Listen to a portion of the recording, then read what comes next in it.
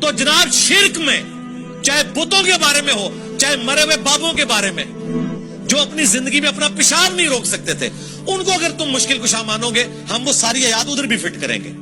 ویسے مجھے تو ضرورت نہیں ہے, میں نے تو عیسیٰ ابن مریم اور ان کی والدہ کے بارے میں آیت پیش کر دی ہے سورۃ المائدہ کی 72, قیامت تک کے لیے پکی دے دی ہے کہ عیسیٰ اور ان کی ماں روٹی کھانے کے محتاج تھے. تم ایسوں کو پوچھتے ہو جو نہ تمہارے نفع کے مالک ہیں نہ نقصان کے.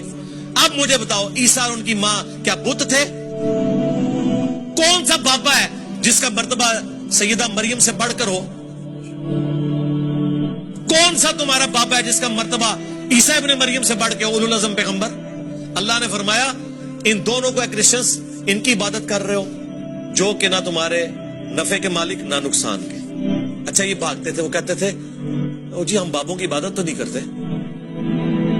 ہم کہتے ہیں رکو ذرا صبر کرو, آگے چل. آگے لکھا ہے تیرے نفع نقصان کے مالک نہیں عیسیٰ اور ان کی ماں. آیا نا داڑ تھلے, چھڑ دے عبادت نو. اگر عیسیٰ اور ان کی ماں نفع نقصان کے نہیں ہے تو تواڈے بابے تے شاہی کوئی نہیں.